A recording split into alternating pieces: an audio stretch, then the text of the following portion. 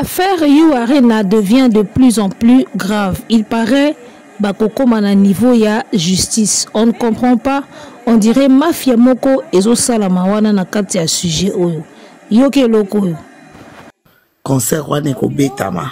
Na bien, yo lobby to question ma billet lobby, mais la billetterie est suspendue. On peut pas acheter les billets.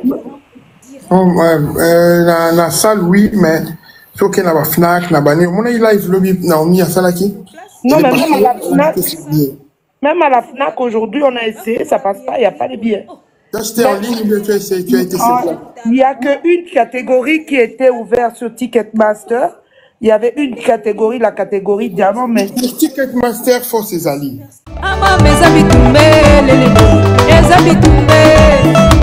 la musique. Arrêtez. Katazoba. Mbote, bonjour. Katazoba, la chronique Intello, nouveau numéro sur Boalououd TV avec Igel Women. Restons ensemble, il n'y aura pas de soucis.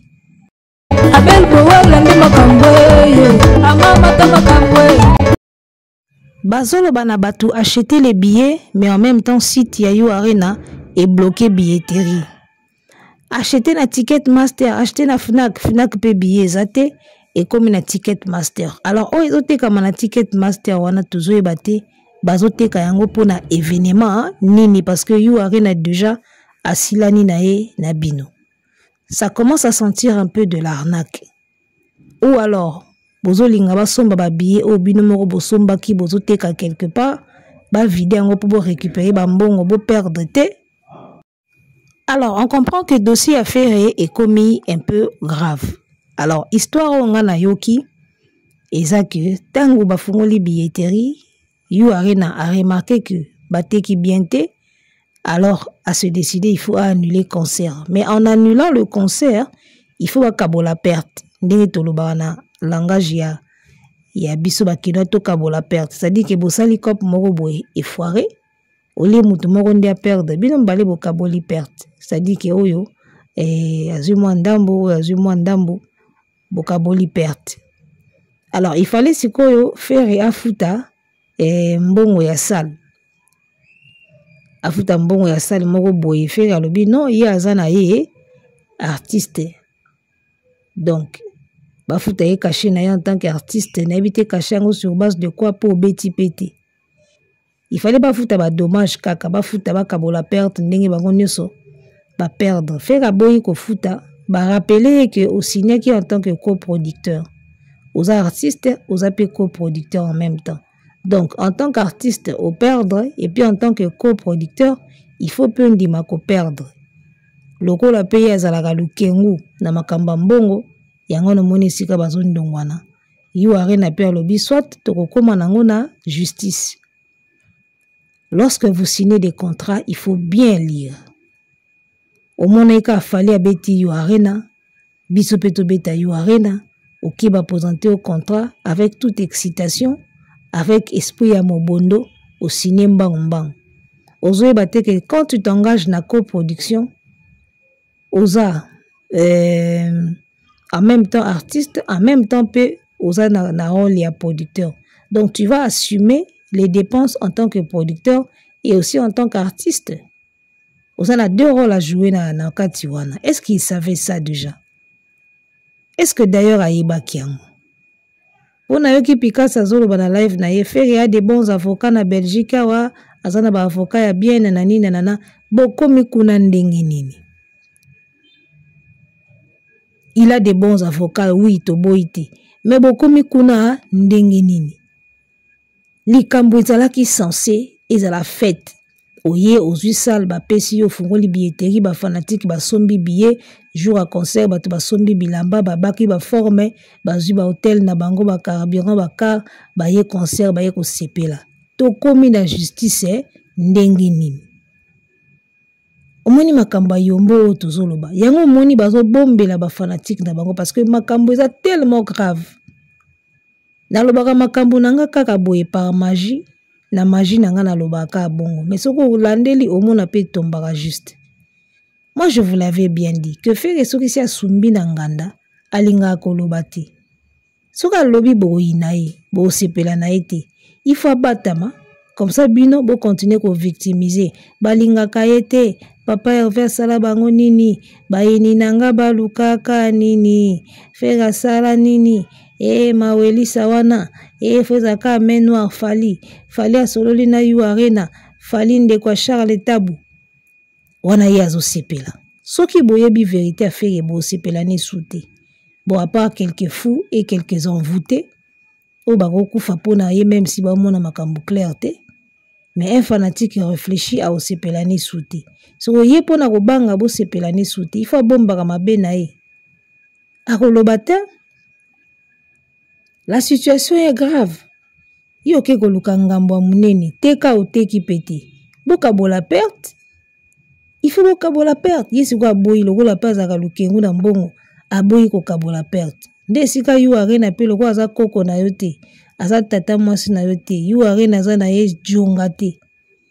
Boko mana na justice. Basa isa mundele ba blague te. Ale koko pour moi lobi azo kende koloba ke avantage ya faire eza ke yu arena si ayebi.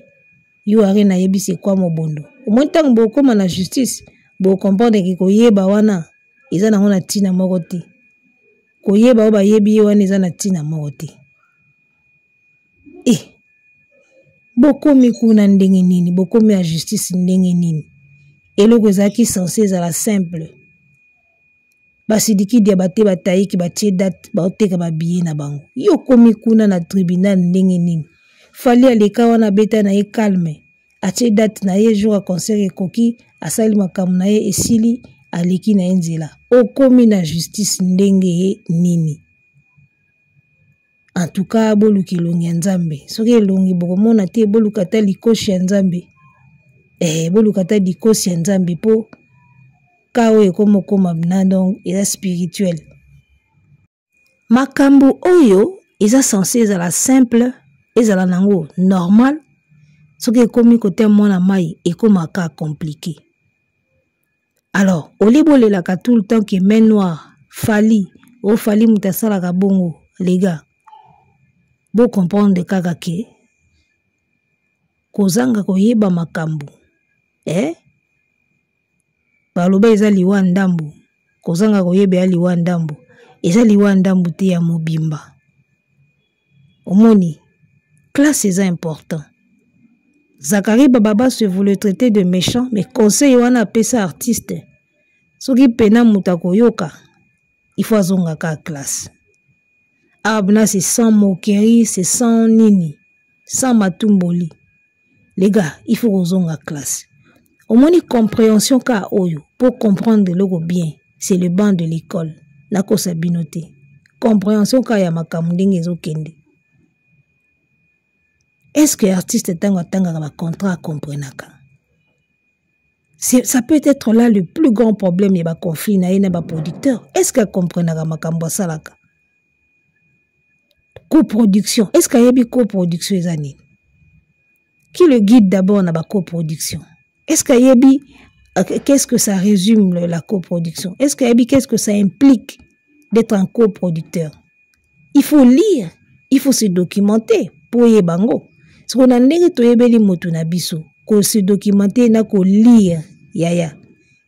Wana sikoyo oyo rapena eluka banganga.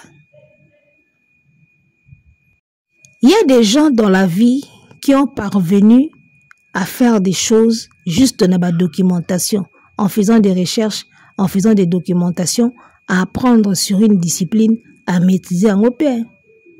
C'est possible. C'est vraiment possible. Aujourd'hui, tout est sur Internet. Il y a des cours en ligne. Ils ont des Internet, des cours en ligne. Ils ont cours mais en ligne. Il faut taper Minerval non en ligne. Tu vois, il y a des moyens. Il y a des moyens. Aujourd'hui, en tout cas, tout est possible pour celui qui veut. Il y a des cours en ligne, il y a des recherches à faire, il y a des documentations. Et ça, juste en lisant des livres, en faisant des recherches, à yeba likambu na domaine mokoboy. A comme peut pratiquer. Batumusu ba yekola bongo basa internet ka oyo. Un peu de giga, un peu de crédit. À ça, soit cours en ligne. Tout à sali ba recherche na ye, atangi ba livre, atangi ba article, et puis à comprendre makambo. A comme peut exécuter, comment est-ce que ça se passe? A comme peut salango. Est-ce que artiste na biso na courage to na idée wana ya osala bon? Tu veux te lancer dans la coproduction. C'est tout un projet. C'est toute une discipline. Il faut y bango. Comment on s'y prend? Pour être un coproducteur, comment on s'y prend? Comment se comporter en tant que coproducteur? C'est ça. Est-ce que tu as le niveau? Est-ce que tu as l'argent qu'il faut? Est-ce que tu en as les moyens? Est-ce que tu en as les capacités physiques et intellectuelles? C'est ça des questions. Ben, regarde, il y a la coproduction, il y a le bibasa la coproduction, est-ce que tu comprends au moins ce que ça veut dire la coproduction? Est-ce que tu sais tout ce que ça implique? C'est ça le grand problème. Bah français baloba qui veut aller loin ménage sa monture. Donc il faut bongisa na no makambo na ye. Si tu veux te lancer dans des grandes choses, des grands projets, le rôle la coproduction, la production, mais tu dois te documenter, tu dois te mettre à niveau. Il faut apprendre, ou se former. Mais est-ce que tu l'as fait? Est-ce que tu l'as fait? Est-ce que tu as le temps de te former pour ça? Tout va y avoir qui moni, et ce que vous avez un concert, ça les 50 000, il y a 50 000 au combien coproducteur. Ça va, mais au cas où, est-ce que y a ce qu'il faut faire? Il faut te former pour ça. Ozo mona mutu, ya omoni fali entraîner faire na makambo moko boye. Ya makasi mbangu. Il n'était pas obligé de suivre. Hein. Ba fanatique mutu balaki siye balobi suis-le. Bon, mais ça n'a pas de producteur, moi, combien? 50 000. Bon, ils ont 25 000, tout ça la fiche, tout bamba, tout ça la émission de la radio, tout le communicateur, ba petit bitin de ba chambanga na TV, après jouer en ba tubaya concert, so esili, aux 25 000. Bon, mais ça n'a pas de ba jewana. Bon, mais ça n'a pas de ba jemo, bo, jomo wa yena, ko produit, yo, a fouti mbonga studio, côté studio, yembi moi 7 chansons. Cette chanson ici là qui est pour toi qui est masterisée. Aïe boya qui na maison d'édition ba bimisi ba dupliquer ba CD ba dupliquer ba cassette. Aïe a libéré au moins là na yo. Ya qui na produit qui ko bunda na nango kuna abandi ba distribution na ba shop na ba nini. Yo bendi moi 10 000 na yo. Bon mais ça na qui na bino na biloko wana. Tango fali aïe alobi non. Il faut un manager sérieux, il faut un label sérieux, il faut boyer, ba discipline. Il faut take album aux yeux que côté sangona Snap. Ozo teka kuna bazolande l'évolution. So ke teka mi 50 000 aux disque d'or. Ba traîner bino na makambo ya minene mbangu. Yango no moni okomi soko koluka makambo minene parce que Fally est dans des grandes choses. Allez, ozo sala makambo ba coproduction ba nini. En même temps, ozo maîtriser pena makambo bien te. Ozo maîtriser pena makambo bien te. Même la fille là, la petite fille là, ozo produire wana. Est-ce que tu le fais dans les normes? Tu as dit que vous en avez fait égale la prod, oui. Mais après, ça fonctionne comment? Qui est le manager? Il y a branche wana où ils ont produit bah jeune. Qui est le manager? C'est quoi les mécanismes que vous mettez pour la promotion, la suivi à l'artiste wana? Exacté. Ba king trey ba ya ba limwa. Rebo si Rebo a pu décoller. Ils ont talent na yemoko. Et ça là, il a se démarquer. Et puis grâce à Inosbi, de monire boiseau mata. Elle a un truc en elle, yango ezo kende. Mais sans quoi, tu n'as aucune politique, ni à marketing, ni à nini pour na bato wana ozo produire, pour na ba label wana. Ba ide musu sala ngoka pour na Fally. Fally a sali label F victime, ngape na sala FG prod na bando bimisa bana. Fally a beti sur la festival na émission ya GI, ngape na sala festigola, ba mona ngape na sali. Fally a sali fondation ke kotika ambulance na Goma, ngape fondation Ferigola, fondation esukaka na Nzembo. Yele o. Bandeko na biso na esteo, tobosani bino teo, fondation esukaka na Nzembo wana. Bokete la clip wana, bakoma fondation Ferigola, esukaka na Nzembo. Auti Goma. amemi ata verre ya café te ni ya loso kolandaka afali au lieu de se former ozala la hauteur ya makambo ozolingo sala tu ne sais même pas te former si ozokana osala ngo na idée nini ozolinga osala ngo na idée nini. Et puis dans la vie il faut avoir un modèle. Dans tout ce que tu peux faire dans la vie il faut chercher à avoir un modèle. Sinon comment se conduire. Il faut toujours copier. On commence toujours par copier un modèle et après tu vas te démarquer au bimisape ton côté yayomoko. C'est toujours comme ça. Commencer par avoir un modèle, osala neti modèle wana et après avec le temps commencer osala neti yomoko. Mais c'est quoi ton modèle? Ce qui a fallu, Olanda pe fallu yango bien te. Olanda pe fallu yango bien te parce que so banda Olanda fallu bien, ndo ketia yu arena ROT. Parce que avant fallu abeta yu arena, il y a tout un tas de choses au asala qui en amont. Il y a tout un tas de choses au asala qui en amont. Tant que ki blog wana ne se pesi ba fait vert à Bibon, je pense que c'est le moment yu arena au Simba. C'est ça. Il est en train d'envisager le Stade de France. Il y a toute une procédure au Azosala. Mikolo, bino bo mona ngote. Tango comme la Stade de France, bokepe ko tia date. Au moins les procédures au Sala la province et ils sont en route déjà vers le Stade de France. Mais bino bo mona ngote. Asalimpiaka na Marseille, akosalampiaka, ils ont procédure. Tango comme la Stade de France, boke ko luka bo tia date. Sans pour autant bo sala biloka ba province o ya zo sala. Tu suis Fali, mais tu ne suis pas bien Fali. Au copier PK à bien te. Au copier PK à bien te. Alors, ils ont mawa.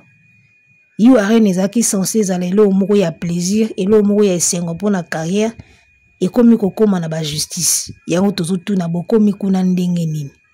Pour une simple fête de musique, pour un simple bonheur, un simple concert.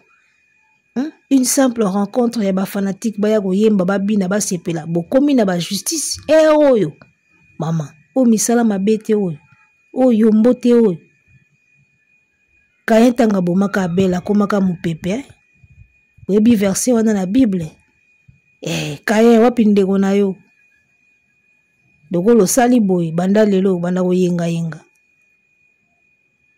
En tout cas c'est la réalité hein, c'est triste réalité. Concert ezelo ya esengo batu ba sepela ba yoka musique ba bina bokomi kokoma na ba justice et komika il a des bons avocats ba yeko sala nini awa izala kinde toyoka il a des belles chansons il a des belles nini des belles albums bokomo bimsela biso ba bons avocats kolanda fali za ngambo Alors, babiye wana bozutinda batu bazutinda bagolo aboyo kanga babiye o bazutinda bino bosomba isa pour artiste à récupérer moi ndambo ala la BBC siko ba okabola perte na yu arena babiye wana bozo somba isa pour récupérer moi ndambo ala aye bandenge nini akofuta banyongo wana ba exigence wana o sala eza ko exiger il faut afuta donc bo continuer ka osomba babiye soki eza pour na ko aider afuta makambo bazo senga afuta wana bo aider ka poso kita okoma nikolo liboso abaro kuna okoma kuna me commandant ndengo moningai j'ai manqué les mots à dire commandant ndengo moninga we j'ai manqué les mots à dire mokondi sokota libote nzambi nanga makambo siko na minute actualité ya nzembo bosala kina na Tanzania ekufia likola bisala sala nzembo wana ekufi bandaki koya makasi déjà na TikTok ba challenge déjà to banda komona mais na minute nzembo wana ekufi pena ya okufa bino bagolwa jamais bozala mobondo bino barome jamais bozala mobondo actualité arrive ni ekufi nango na minute po c'est fini terminé. La minute actualité komika yu are na billetterie bakangi ba bloqué ya kobeta to kobeta te ba bengani na salle Sonia isika nyoso fali ya kobeta akotondisa feri akotondisa c'est Mark Tabu yo petika ba finga o kabwe oye na discours mususu lobby lelo ye na discours mususu ka yo moko o ba ebisaki bino so bozana c'est Mark Tabu te boko couler mais tant yo yaki koloba ke place nyoso fali ko beta faire pe ko beta ba sollicita ki yo wana ba sollicita ki yo te ba sollicita ki yo te communauté congolaise pardon tozala makambo moko so mindele bayoka makambo toloba na lingala na ebite mindele bayenge bakomaka rouge tout le temps c'est pas normal mamboleka na communauté na biso c'est pas normal au mon artiste musicien ana ina po yu arena te me batu mombo bakangami liboke batindiki babisi lo wa fali abeti ye pour beta akende kuna ateki biye lo wa jeune talent bafungolelaki bino catégorie silver ya 15 000 c'était pour ça faire zwa catégorie silver ka popo akufa na soni nzindia soni alekana ne bembe omoni ebembe vandela ngo banda kolembola nzindia lekani pona soni d'accord You Arena ce n'est pas pour rien à fongole la kibino catégorie silver on avait lu l'article là avec vous au début You Arena a fongole la catégorie silver il y a 15 000 places pourquoi je vais faire une émission na bandela elokoana. Il avait remarqué que ba jeune talent mususu ba komi ko lula pe You Arena. Sal na bango komi tellement envié et komi tellement kitoko depuis fali abeta kuna apesango elengi. Ba jeune talent ba komi pe ko lula aleka pe na You Arena. Mais lokola You Arena eza libulu manzengele. Poto kokisa quand même rêve ya ba jeune talent. To fungwela bango mo 15 000 oyo silver. Bata mobondo olebo kende na silver 1. Bisoka tembe na fali grand libulu mwende bo melami na You Arena ero aso comprendre tabi mais le monsieur en question ngala fungoleli bango silver ezawa da 15 000 comment akoyi koya kozwa ta silver te alekani mbala moko kuna et puis ateki billet même pas un quart ya makambo to sengaki You Arena aso comprendre binote silver ezawana botiki silver bolinka bobunda na grande catégorie de cours de grands tant ba yebsaka bino il y a des cours de grands et des cours de petits bondimaka te la honte que vous allez faire Afrique mobimbe kozala au courant ya eloko kande bo panza na ba live boy encore biso suba ta français tant to kozwa ngo to relayer ngo na français toute l'Afrique saura que bokoki You Arena te bo leka wapi ba blacklisté bino c'est fini bobo meli faire carrière na yelo kwa baji likola oya ya boy oya benda boy a robeta ngo a eloko te fali eloko te robeta ngo alors ya beti yo pour robeta est-ce que bagola ba kondima ba pola eza likamba kondima ba pola te eza likambo capacité même quand tu le veux si tu ne peux pas tu ne peux pas c'est ça si tu ne peux pas même quand tu veux bagola ils ont la volonté il y a comme ça faire un niveau à Fali. Mais le pouvoir n'y est pas. Ils ont toujours voulu que Feraz à la hauteur, Feraz à l'eau à Fali. Mais le pouvoir, yaya. Le pouvoir, il a les cambois, il y a capacité, il a les cambois kokoka, le pouvoir. Balbaka qui veut, babanini, qui veut peu, babanini. Vouloir c'est pouvoir. En tout cas, pour nos Gaulois, vouloir n'est pas pouvoir. Parce que façon vous voulez là, vous voulez vraiment que faire beta You Arena pour quand ça fali monoko. Mais pouvoir ndesiko izate. Pour nombre ba biye obo sombiko, ne habite. Problème na bino boza entouré na bata lukuta. Acti du net lukuta. Koko promo lukuta. Bana basi yona mingongo minene bazana poto balukuta. Banani susu o basala ba promotion fere balukuta na lukuta et loko wana ezo sunga fere te balukuta wana e sunga fere te acti du net ko vanda wana abimisi grille moko ya mbata soka zoka grille yango wapi o grille o biso ka mutu to kotaka na site biso moka mutu to kotaka kuna to yebi ndenge to zwaka ngo grille moko ya mbata ba obimisa wana bandi kokosa bango to teki déjà boye etikali ka boye. Et l'autre bomi ferry et ça le coûta na communication ya You Arena. C'est que Coco Promo est en train de faire maintenant là. Mais il vous ment. Il vous ment. Il y en a qui comprennent, mais lokola souci eleki mingi to ndime kaka souci ya yu arena endimisa bino même bato baokosa yona qui voit que baokosa biso il y a des Gaulois qui voient que ce gars nous mène en bateau mais lokola souci ya yu arena eza to ndime kaka souci nde to ndimisa bino batente pomo na ba actu du net souci ya yu arena endimisa bino balukuta wana. Comment on peut vous dire d'acheter les billets alors que site Yayu Arena a bloqué déjà billetterie? Besoin mona que c'est louche, mais le coup a besoin d'un souci. Ah, tondi ma bango kaka. Souci. Souci Yayu Arena ko. Ata bobeti sal mosusu. E banda ko ranger bino kaka. Wana mna parti wana ko. Bokundaka ngo jamais. Bato bazotu na ponini azokonda. Souci à Paris, la défense. Lisolo ayokaki maketa bwakosa kiye boye. Esika neso fali akobeta ye pe akobeta ye. Lelo Miami sona ye ebale. Yu Arena bengani yena. Fali sakana nango. Tosuki ya wana mwalolaka. Et ça la bino bien bon après-midi. Tokuta na soir. Pardon bad. Arrêtez la musique. Arrêtez quoi?